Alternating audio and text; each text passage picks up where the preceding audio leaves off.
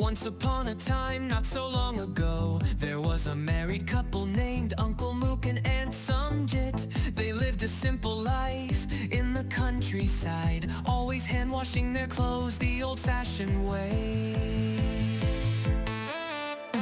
One day, Uncle Mook went to the market and saw a big discount on an automatic washing machine, half price. Excited, he quickly bought one and brought it home, thinking his wife could finally give her tired hands a break.